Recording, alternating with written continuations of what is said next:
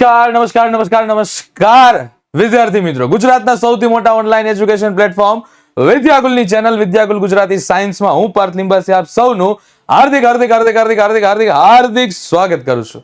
દીકરાઓ, જેમ તમે અહીંયા જોઈ રહ્યા છો કે ધોરણ 11 બાયોલોજી કરવું છે હિટ, કે ભાઈ ભૂગા કાઢી નાખવા છે ધોરણ 11 બાયોલોજીને શરૂ કરવું છે, પણ એ શરૂ કરતા પહેલા ખાસ આ ટોપિકને કરજો મગજમાં ફિટ. જો અહીંયા જે ટોપિક તમને હું કરાવવાનો છું, એ ટોપિક જે તમને હું કહેવાનો છું કે આ ટોપિક જો એટલા ટોપિકને પહેલા જ તમે ક્લિયર કરી લીધા તો તમારું 11 સાયન્સનું જે બાયોલોજી છે એકદમ માખણની જેમ ચાલશે, ક્યાંય પ્રોબ્લેમ આવશે નહીં. તો સાહેબ, આ ટોપિક કયા કયા છે આપણે આજના વિડીયોની અંદર જોવાનું છે. તો શરૂ કરીએ આજનો આ વિડીયો, જેમાં સૌથી પહેલો ટોપિક છે સજીવોના લક્ષણો. કે સાહેબ, સજીવ કોને કહેવાય, એ કેવા કેવા લક્ષણો ધરાવે, બધું જ તમને મગજમાં ક્લિયર હોવું જોઈએ કે સજીવ છે એ સજીવ કોને કહેવાય, નિર્જીવ કોને કહેવાય, બંનેને અલગ પાડતા લક્ષણો કયા કયા છે. આ બધું જ જો મગજમાં ફિટ હશે તો આગળ પ્રોબ્લેમ આવવાની નથી. એટલે પહેલી જ વસ્તુ કે સજીવના વિવિધ લક્ષણો. કયા કયા લક્ષણો હોઈ શકે સજીવની અંદર? તમે ભણી જ ગયા હશો, ક્યાંક ને ક્યાંક તમે શબ્દો સાંભળ્યા હશે, ક્યાંક ને ક્યાંક માહિતી મેળવી હશે. એવા ટોપિક જે છે એમાં એક છે પોષણ. પોષણ વિશે તમને ખ્યાલ હોવો જોઈએ. બીજું છે શ્વસન. શ્વસન કરતા હોય, પોષણ મેળવતા હોય. હલન ચલન, વૃદ્ધિ, ચયાપચય, ઉત્સર્જન,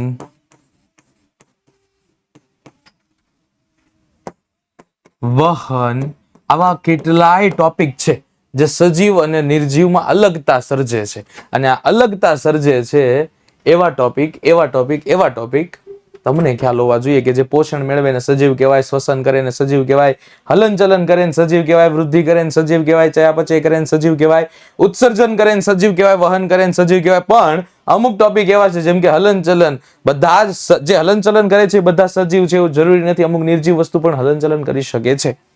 ચાલો, આ સજીવોના લક્ષણો, એને લગતી માહિતીનો તમને ક્લિયર કટ ખ્યાલ હોવો જોઈએ. તમને એમ જણાવે કે ભાઈ સજીવ છે તો તમારા મગજમાં ઓટોમેટિક ક્લિયર થવું જોઈએ કે ભાઈ સજીવ છે તો આ લક્ષણો હશે, નિર્જીવ છે તો આ લક્ષણો જોવા નહીં મળે. તમને ખ્યાલ હોવો જોઈએ કે ભાઈ આ લક્ષણોની હાજરી સજીવોમાં હોય છે, આ લક્ષણોની હાજરી સજીવોમાં હોતી નથી. આ જે માહિતી છે ને એ તમને આવનારા ધોરણની અંદર જ નહીં, આ ધોરણની અંદર આવનારા ધોરણમાં બધી જ જગ્યાએ કામ લાગવાની છે. ચાલો, એની પછી જે બીજો ટોપિક છે એ છે કોષ. કોષ સાંભળતા જ આપણને ખ્યાલ આવવા માંડે એની વસ્તુ કે ભાઈ કોષની વ્યાખ્યા તમને યાદ હોવી જોઈએ. કોષના પ્રકાર તમને ખ્યાલ હોવા જોઈએ. આ સિવાય તો કે કોષમાં જોવા મળતી અંગિકાઓ વિશે માહિતી હોવી જોઈએ. એટલું જ નહીં, એના પ્રકાર જોયા, હવે એના ભાગો વિશે પણ તમને ખ્યાલ હોવો જોઈએ. આ મુખ્ય 4 બાબત છે. વ્યાખ્યા તમને ખ્યાલ છે કે સજીવોના રચનાત્મક અને ક્રિયાત્મક એકમને કોષ કહેવાય. સજીવોના રચનાત્મક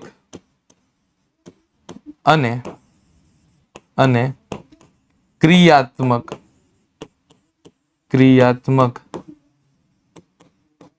એકમને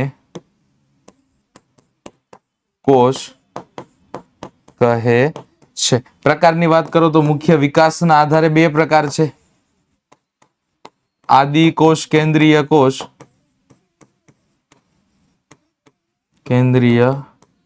કોષ, અને બીજો પ્રકાર છે સુકોષ કેન્દ્રીય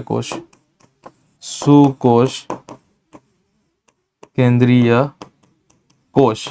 ભાગો કયા કયા છે તો કે મુખ્ય 3 પ્રકારના ભાગો છે. કોષ રસ સ્તર, કોષ રસ અને કોષ કેન્દ્ર. અંગિકાઓ કઈ કઈ જોવા મળે છે તો કે કણાભ સૂત્ર, હરિતકણ,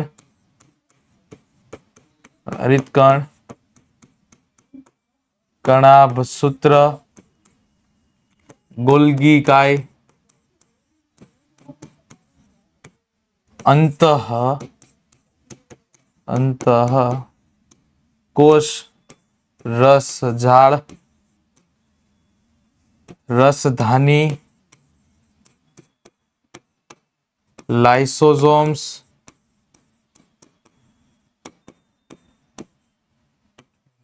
વગેરે. અંગિકાઓ વિશે પણ તમને સામાન્ય માહિતી હોવી જોઈએ.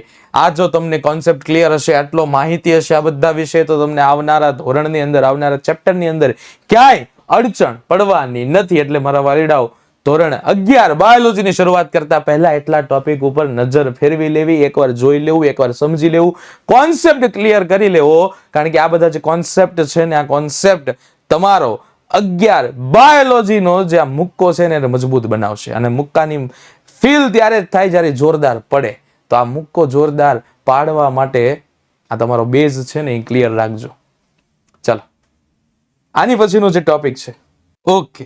તો વિદ્યાર્થી મિત્રો, આવી રીતે કોઈ પણ ટોપિકને કહેવાય ને કે ભાઈ કયા ટોપિકની તૈયારી કરવી, કયા ટોપિકની તૈયારી બાયોલોજી શરૂ કરતા પહેલા કરવી, આ તો તમે જોવો છો. સાથે સાથે એટલું જ નહીં, દરેક ટોપિકને ડિટેલની અંદર ભણવા માટે દરેક ટોપિકના live lecture, recorded lecture, DPP, solution, એનું ડાઉટ સોલ્વિંગ, એઆઈ દ્રોણા દીકરાઓ, આવું બધું જ વસ્તુ તમને મળવાની છે. પણ ક્યાં? ટોપર બેચ ની અંદર વિદ્યાકુલ તમારા માટે લઈને આવી ગયું છે. ટોપર બેચ તમારે પ્લે સ્ટોર માં જઈને વિદ્યાકુલ એપ ડાઉનલોડ કરવાની છે, જેની અંદર આપણી આ લાઈવ બેચ તમને ટોપર બેચ છે એ જોવા મળશે. તો મારા વાલીડાઓ, આ બેચ ની અંદર જોવાનું ભૂલતા નહીં, જેમાં આપણે સરળતાથી સરળ રીતે બધા જ અઘરા લાગતા ટોપિકને એકદમ સમજાવવાનું છે, મહત્વના ટોપિકને સમજાવવાનું છે. તો ક્યાં આવવાનું છે? આપણી ટોપર બેચ ની અંદર. ઓકે, જોઈએ આપણો આગળનો ટોપિક. એ છે સજીવોના જીવન ચક્ર, જેને જૈવિક ક્રિયાઓ તરીકે પણ ઓળખવામાં આવે છે. જૈવિક ક્રિયાઓ. કઈ કઈ જૈવિક ક્રિયાઓ છે? તો કે અલગ અલગ જૈવિક ક્રિયાઓ છે, જેમાંની કેટલીક છે એ તમને ખ્યાલ હોવો જોઈએ. જેમાં એક છે પોષણ, શ્વસન, વહન, ઉત્સર્જન અને પ્રજનન.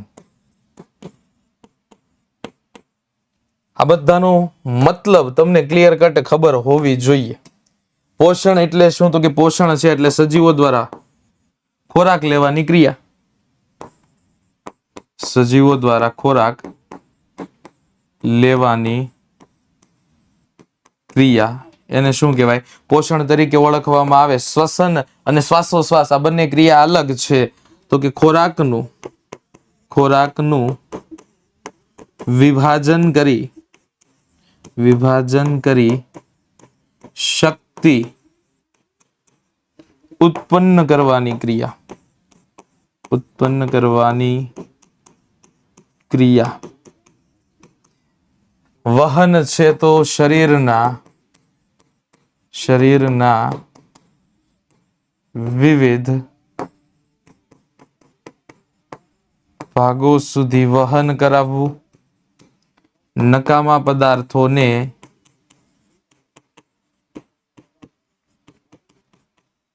શરીરની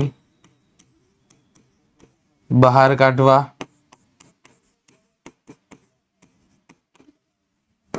અને તેના જેવો બીજો સજીવ ઉત્પન્ન કરવો. આ કેટલાક મહત્વના મુદ્દાઓ છે, એના વિશે તમને ખ્યાલ હોવો જોઈએ કે ભાઈ પોષણ કોને કહેવાય, શ્વસન કોને કહેવાય, વહન કોને કહેવાય, ઉત્સર્જન કોને કહેવાય, પ્રજનન કોને કહેવાય. પ્રજનન છે તો એમાં પાછા પ્રકાર આવે, લિંગી પ્રજનન, અલિંગી પ્રજનન, વાનસ્પતિક પ્રજનન. પોષણ છે તો પાછા એમાં પ્રકાર આવે, સ્વયંપોષી પોષણ, વિષમપોષી પોષણ. વિષમપોષી પોષણમાં પાછા પ્રકાર આવે, પ્રાણીસમ, મૃતોપજીવી, પરોપજીવી. આ બધું તમને કોન્સેપ્ટ ક્લિયર હોવા જોઈએ. શ્વસન છે તો શ્વસનના બે પ્રકાર છે, જારક શ્વસન, અજારક શ્વસન, જે તમને ખ્યાલ હોવા જોઈએ. ઓક્સિજનની હાજરીમાં થાય તો જારક, ઓક્સિજનની ગેરહાજરીમાં થાય તો અજારક. વહન કોને કહેવાય? તો કે વહન શરીરમાં વહન થાય, જેમાં આપણા શરીરની વાત કરું તો લસિકા અને રુધિરનું વહન થાય. રુધિરનું વહન કોણ કરાવે? એમાં હૃદય શું કામ કરે છે? હૃદયના કેટલા ખંડો હોય છે? આ બધી જ વસ્તુનો તમને ક્લિયર કટ નોલેજ હોવું જોઈએ. ઉત્સર્જન એટલે શરીરમાં નકામા પદાર્થોને બહાર કાઢવાની ક્રિયા, જેમાં મૂત્રપિંડ, મૂત્રવાહિની, મૂત્રાશય આ બધાનો મૂત્ર છિદ્રનો સમાવેશ થાય છે. મૂત્રપિંડની અંદર પાછું મૂત્રપિંડ નલિકા હોય. એક મૂત્રપિંડમાં 10 લાખ મૂત્રપિંડ નલિકા હોય. આ બધી જ વસ્તુ તમને ક્લિયર કટ ખ્યાલ હોવી જોઈએ. પ્રજનન વિશે આપણે જોઈ લીધું. તો જો આ ખબર હશે ને તો વાંધો આવવાનો નથી.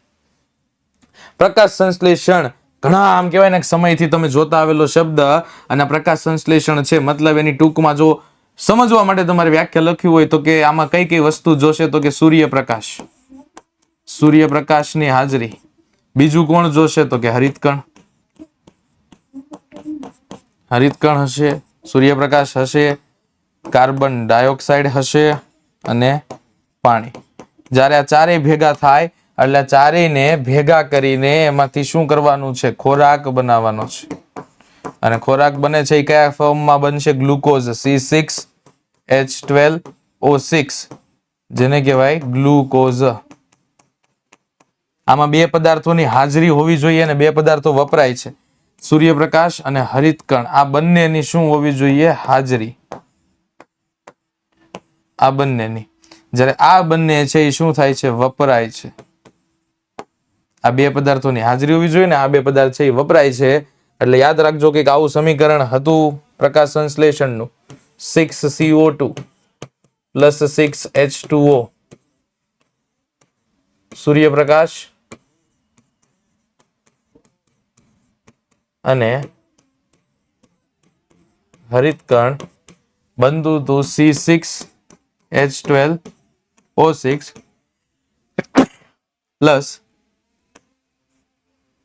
Plus O2, 6O2. ચાલ, અને અહીંયા ઉલટાની ક્યારેક ઉલટાની અહીંયા એટીપી એટલે કે ઉર્જા છે એ ઉત્પન્ન થાય છે. આ પ્રકાશ સંશ્લેષણ છે તો ક્યાં થાય છે, હરિતકણના કયા ભાગમાં થાય છે, ગ્રેનાની અંદર થાય છે, સ્ટ્રોમાની અંદર થાય છે, લાઇટ આધારિત પ્રકાશ આધારિત પ્રક્રિયા છે કે અંધકાર આધારિત પ્રક્રિયા છે. આ બધી વસ્તુનું નોલેજ તમને યોગ્ય રીતે હોવું જોઈએ. ચાલો, એની પછી અંતઃસ્ત્રાવ. આનો સ્ત્રાવ અંતઃસ્ત્રાવી ગ્રંથિમાંથી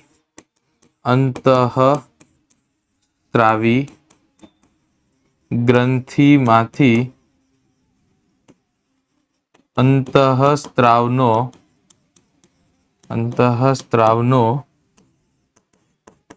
સ્ત્રાવ થાય છે. અલગ અલગ પ્રકારની અંતઃસ્ત્રાવી ગ્રંથિ હોય. વાત કરીએ અહીંયા કઈ ગ્રંથિ હોય તો કે સૌથી પહેલા મગજની અંદર જોવા મળશે પિટ્યુટરી ગ્રંથિ. ગળાના ભાગમાં જોવા મળશે થાઇરોઇડ ગ્રંથિ.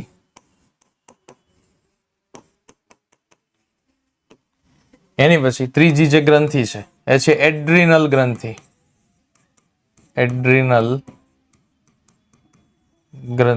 ચોથી જે ગ્રંથિ છે એડ્રિનલ ગ્રંથિ પછી જે ચોથી ગ્રંથિ છે તે છે સ્વાદુપિંડ, શુક્રપિંડ. નરની અંદર જે જોવા મળે છે અને અંડપિંડ માદાની અંદર જોવા મળે છે. આ બધામાં કયા અંતઃસ્ત્રાવ ઉત્પન્ન થાય? પિટ્યુટરી ગ્રંથિમાંથી વૃદ્ધિ પ્રેરક અંતઃસ્ત્રાવ ઉત્પન્ન થાય. થાઇરોઇડ ગ્રંથિમાંથી થાઇરોક્સિન અંતઃસ્ત્રાવ છે તે ઉત્પન્ન થાય છે. એડ્રિનલ ગ્રંથિમાંથી એડ્રિનાલિન અંતઃસ્ત્રાવ ઉત્પન્ન થાય છે. સ્વાદુપિંડમાંથી ઇન્સ્યુલિન અંતઃસ્ત્રાવ ઉત્પન્ન થાય છે. શુક્રપિંડમાંથી ટેસ્ટોસ્ટેરોન અંતઃસ્ત્રાવ ઉત્પન્ન થાય છે. જ્યારે અંડપિંડમાંથી ઇસ્ટ્રોજન નામનો અંતઃસ્ત્રાવ છે તે ઉત્પન્ન થાય છે. આ બધા અંતઃસ્ત્રાવ છે મુખ્ય શું કામ કરે છે? પિટ્યુટરી ગ્રંથિમાં વૃદ્ધિ પ્રેરક અંતઃસ્ત્રાવ વૃદ્ધિ ઉત્પન્ન કરવામાં જવાબદાર છે. જે મગજમાં આવેલો હોય થાઇરોઇડ ગ્રંથિ ગળાના ભાગમાં હોય જે થાઇરોક્સિન નો સ્ત્રાવ કરે છે, જે ચયાપચયની ક્રિયાને નિયંત્રણમાં રાખે છે. એડ્રિનલ ગ્રંથિ એડ્રિનલનો સ્ત્રાવ કરે છે, જે રુધિરમાં ક્ષારનું પ્રમાણ નિયંત્રણમાં રાખે. અચાનક ગુસ્સો આવી જવો, ક્રોધ આવવો, પ્રેમ ભાવ, આ બધા જે ભાવ ચેન્જ થાય છે એડ્રિનલ ગ્રંથિના કારણે થાય છે.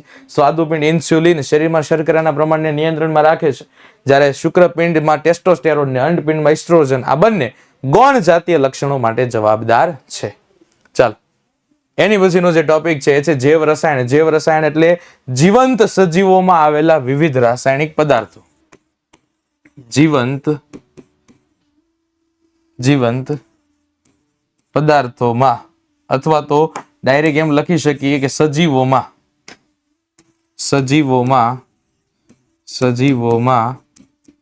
આવેલા રાસાયણિક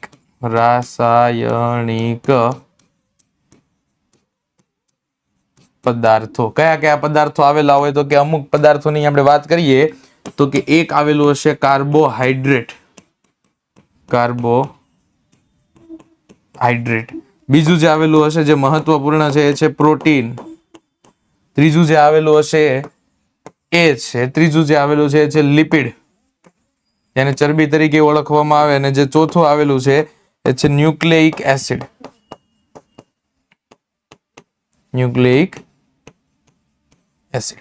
કાર્બોહાઈડ્રેટ છે તો કાર્બોહાઈડ્રેટ કોને કહેવાય? તો કે જેની પાસે મુખ્ય કોણ હોય? કાર્બન હોય, હાઇડ્રોજન હોય, ઓક્સિજન હોય, અને શું કહેવાય? કાર્બોહાઈડ્રેટ તરીકે ઓળખવામાં આવે છે. અને એના પ્રકાર છે પોલીસેકેરાઇડ,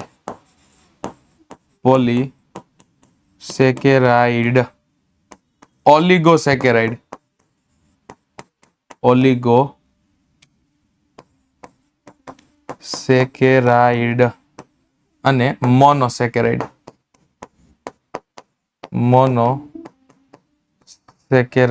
જો કાર્બોહાઈડ્રેટ એક જ હોય તો એને કહેવાય મોનોસેકેરાઇડ. જો કાર્બોહાઈડ્રેટ થોડાક એવા ગ્રુપ હોય તો એને કહેવાય ઓલિગોસેકેરાઇડ. ને કાર્બોહાઈડ્રેટ બહુ બધા પ્રમાણમાં હોય તો એને કહેવાય પોલીસેકેરાઇડ.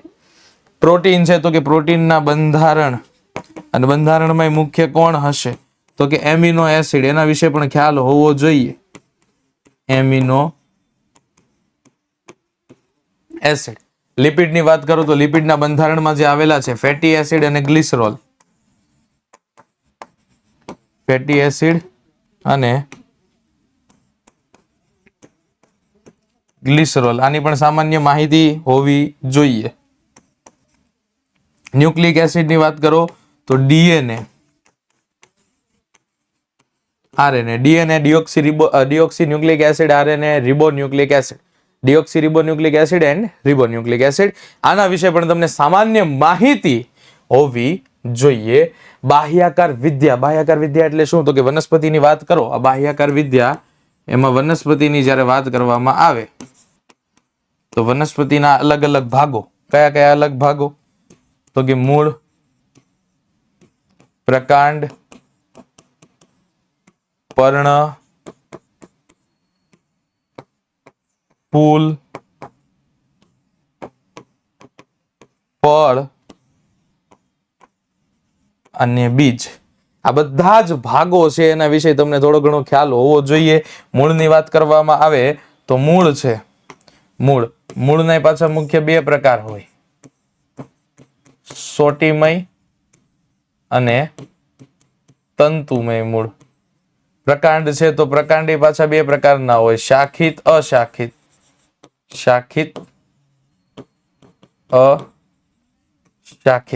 પર્ણ છે તો કે પર્ણ તો કેટલાય પ્રકારના હોય. પર્ણમાં કઈ કઈ બાબતોને ધ્યાનમાં લેવામાં આવે? તેની કિનારી, પર્ણની કિનારી. આ સિવાય શું ધ્યાનમાં લેવામાં આવે? તો કે શિરા વિન્યાસ. શિરા વિન્યાસ એટલે શિરાની ગોઠવણી. પર્ણમાં શિરા કેવી ગોઠવાયેલી હોય એની ગોઠવણી જોવાની. પર્ણ વિન્યાસ, પર્ણ કેવી રીતે ગોઠવાયેલા હોય. વિન્યાસ એટલે શું થાય? ગોઠવણી. વિન્યાસ એટલે શબ્દ શું યાદ રાખવાનો છે? તો કે વિન્યાસ એટલે ગોઠવણી. આ બધી વસ્તુને ધ્યાનમાં લેવાની. એટલું જ નહીં, ફૂલ છે તો ફૂલના ભાગો, એના પ્રકારો પણ યાદ હોવા જોઈએ. ફળ ને બીજની અંદર પણ ફળ ને બીજની અંદર પણ તેના પ્રકારો અને ભાગો છે એનો કોન્સેપ્ટ તમને ખબર હોવી જોઈએ.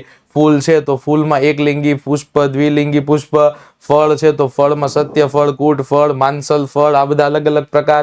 બીજ છે તો એકદળી બીજ, દ્વિદળી બીજ, આ બધા ભાગો છે એ તમને ખ્યાલ હોવા જોઈએ. તમને મૂળ બતાવું ને કહું કે આ કેવું મૂળ છે તો જોઈને તમને ખ્યાલ હોવો જોઈએ કે સોટીમય છે કે તંતુમય છે. બરોબર, જે ઈઝી છે, સરળ છે, એક વારમાં તમને સરળતાથી કોન્સેપ્ટ સાથે સમજાઈ જાય એમ છે. તો આટલા જે ટોપિક છે એ તમારે 11 બાયોલોજી શરૂ કરતા પહેલા એકવાર તમારે એની નજર ફેરવવાની છે. બરોબર છે. જો આ ટોપિક તમને ઉપયોગી લાગ્યા હોય તો આ વિડીયોને વધુમાં વધુ લાઈક કરો, કમેન્ટ કરો, શેર કરો અને સબસ્ક્રાઇબ કરો અમારી ચેનલ વિદ્યાકુલ ગુજરાતી સાયન્સને. અને આવા જ મહત્વના ઇમ્પોર્ટન્ટ જે વિડીયો છે તમારા માટે વિદ્યાર્થી મિત્રો અમે લઈને આવીશું. મળીશું આગળના વિડીયોની અંદર. ત્યાં સુધી જય બાયોલોજી, જય શ્રી કૃષ્ણ, જય હિન્દ, જય ભારત.